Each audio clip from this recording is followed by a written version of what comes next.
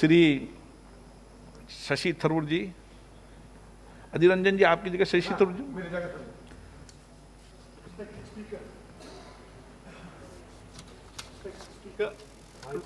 Respected Speaker, thank you for granting this House the opportunity to discuss a topic that has undoubtedly attained singular importance in the national consciousness, the widespread impact of COVID-19, and specifically to lay bare this government's mismanagement of this crisis. I've taken my own mask off to speak, sir, as I try and unmask this government.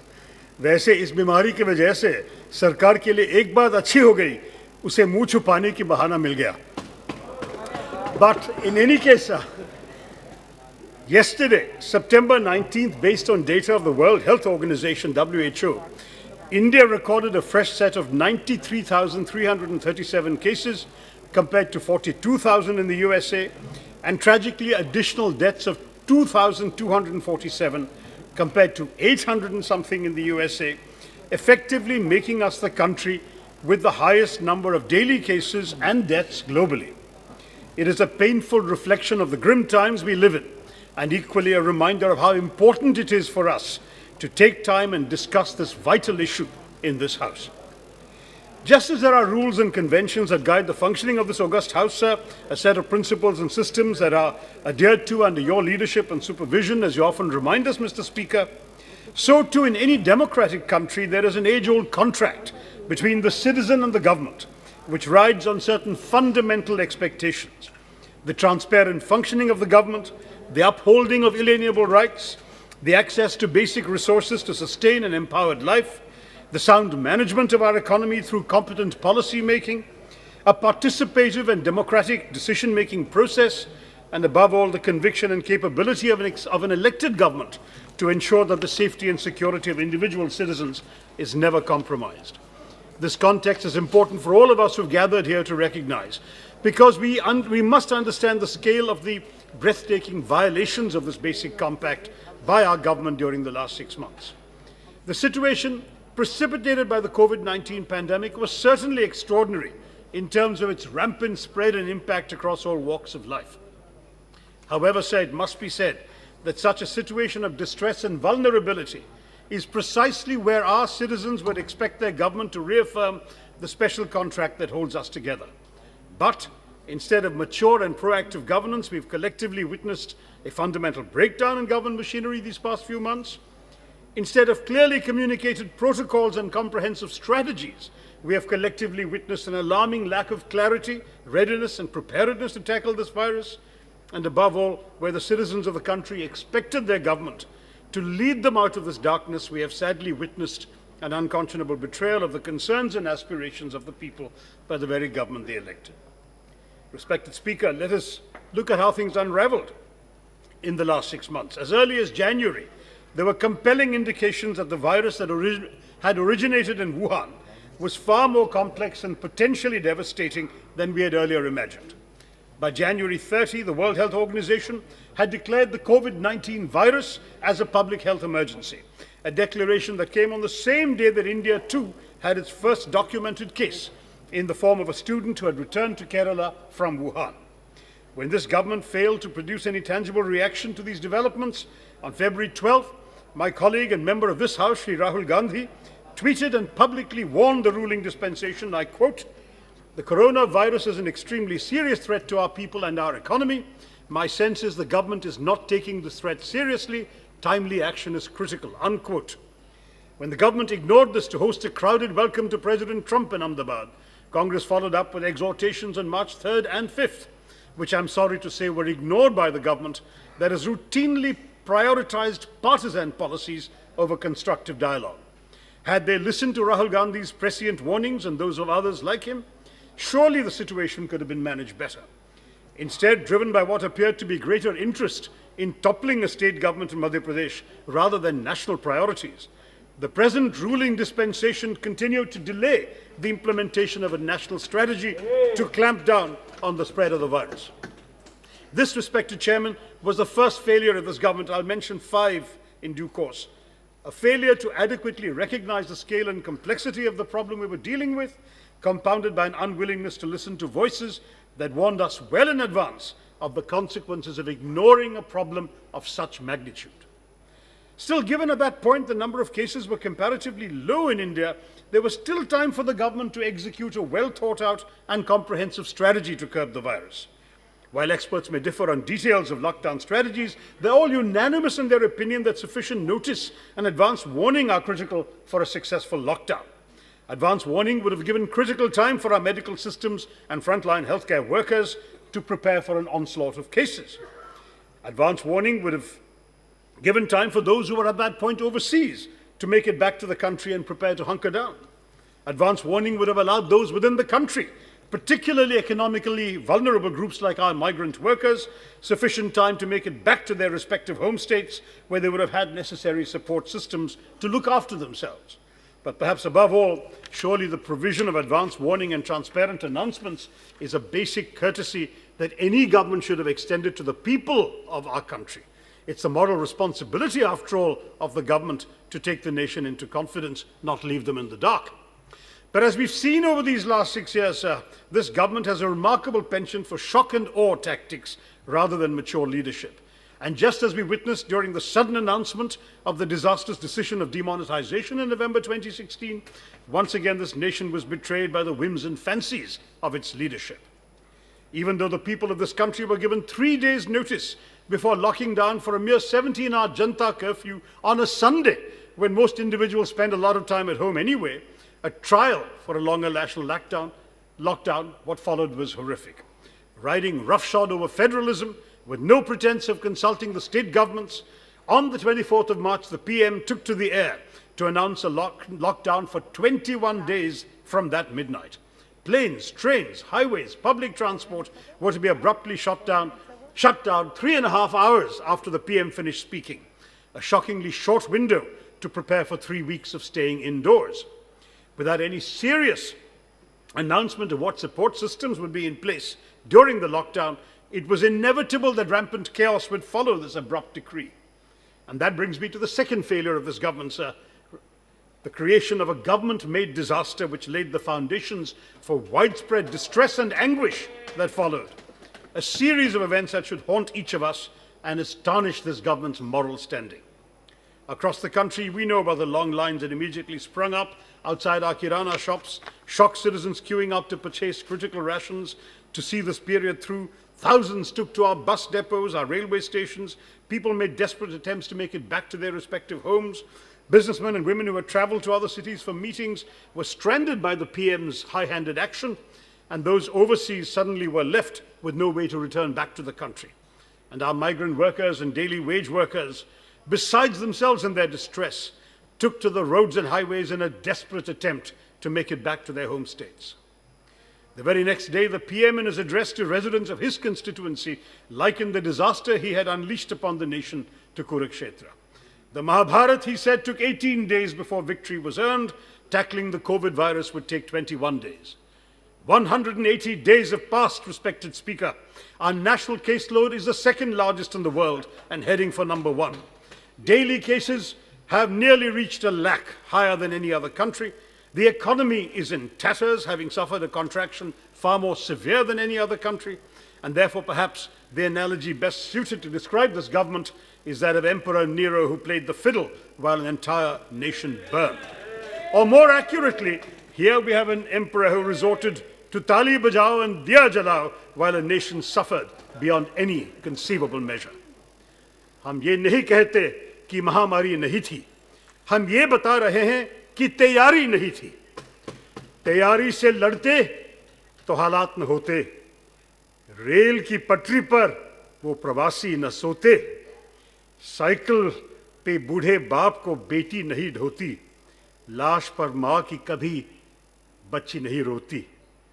अर्थव्यवस्था इस तरह निपात न होती, शायद हमारी इतनी बुरी मात न होती।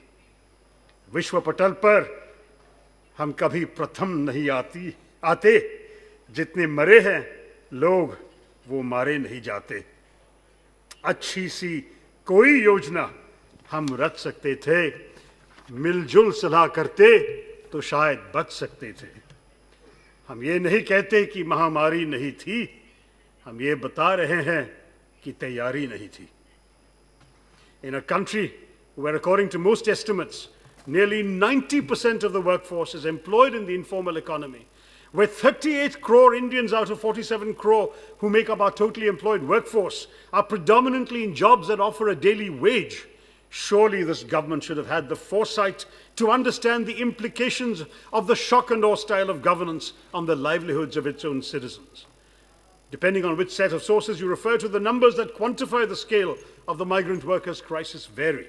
In June, the Chief Labour Commissioner estimated that over 26 lakh migrant workers were stranded in various parts of the country, while others estimate a reverse migration of up to 3 crore workers since mid-March.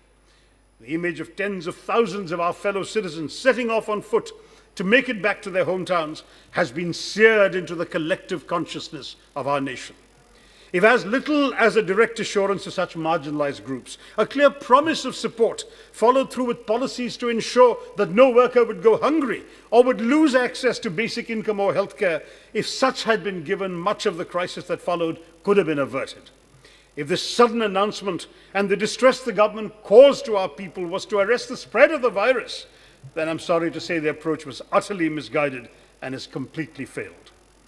As highlighted in a letter addressed to the PM that was signed by distinguished medical experts of several national associations, and I quote, "Had the migrant persons been allowed to go home at the beginning of the epidemic when the disease spread was very low, the current situation could have been avoided. The returning migrants are now taking infection to each and every corner of the country, mostly to rural and peri-urban areas in districts with relatively weak public health systems." In other words, the third significant failure of this government is that not only did their high-handedness result in widespread pain for our people, but their role in fomenting such an exceptional displacement of migrant workers actively undermined any gains that were initially envisioned from a national lockdown. As the virus continued to spread, the countermeasures of a lockdown persisted, and this has inevitably laid low our already fragile economy. This is not a debate on the economy, Mr. Speaker, but the fact is that shutting down every productive activity in the name of flattening the curve meant only that, in the words of Rajiv Bajaj, we flattened the wrong curve. COVID rose, but our economy collapsed. All our main indicators are in the red, with no end in sight, causing sleepless nights for most Indians.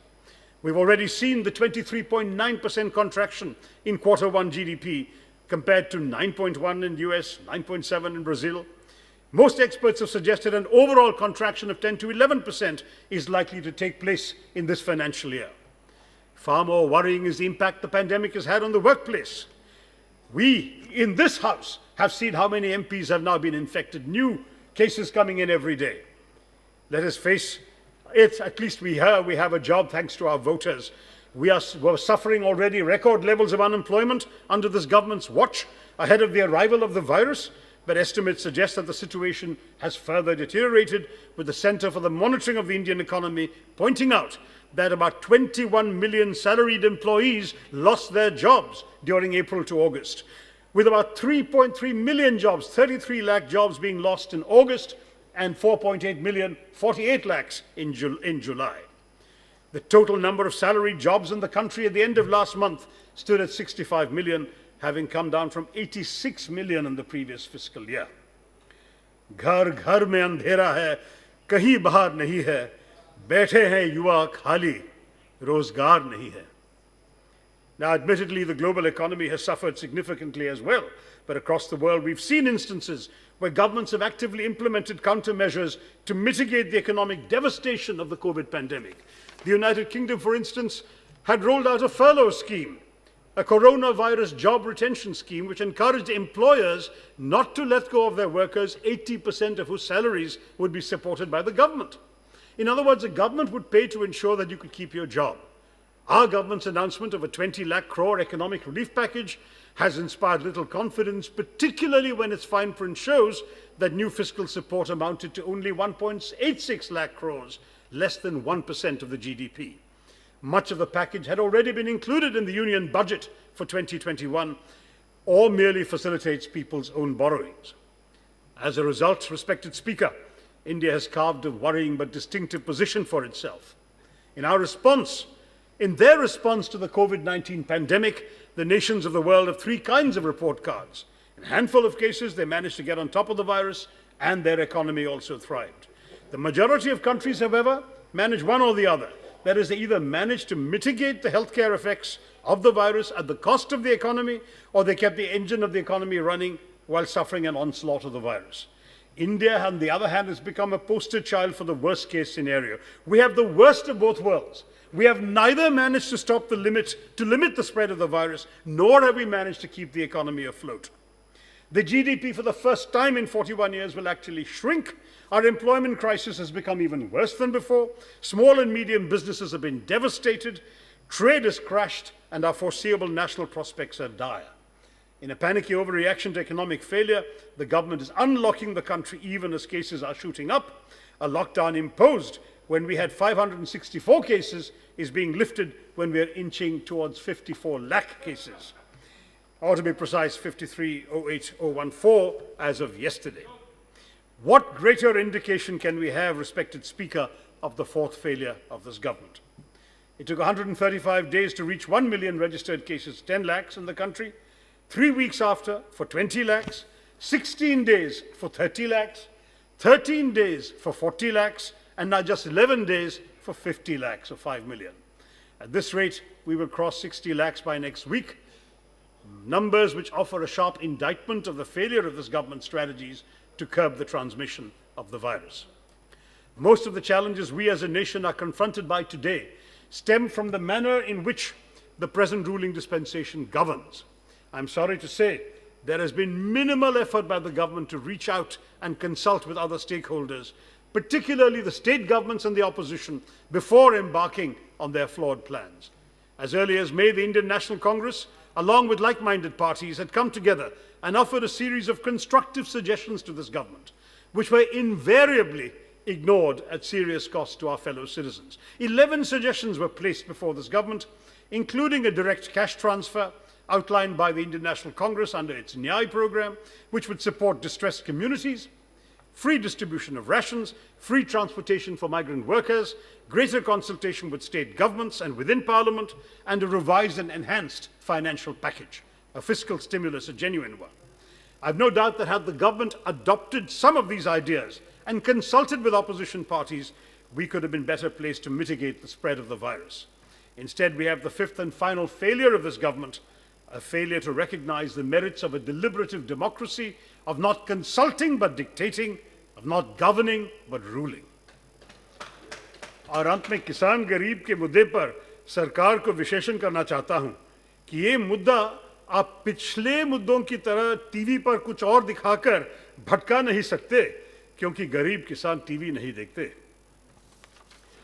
Anyway, the unfortunate reality today, sir, as I conclude, is of an India where tokenism and lip service have taken precedence over concrete ideas. I'm concluding, sir, in 1 minute.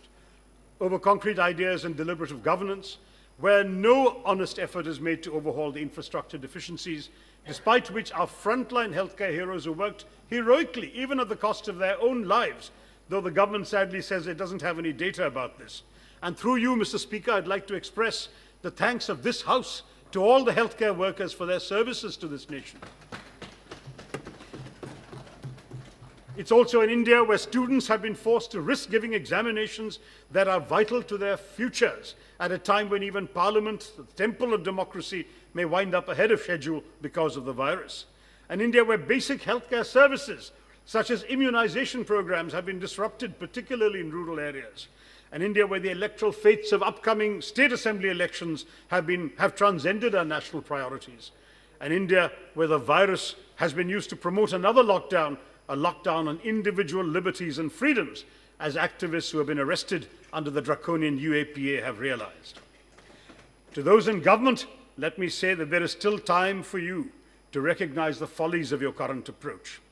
While thanking all my colleagues in this House for having braved this Mahamari in the service of this Parliament, I urge this government to become more transparent in your functioning, to gather and release data to experts where required, to consult with all stakeholders before acting, and ultimately to take this nation into confidence, because it is losing confidence in you, the government.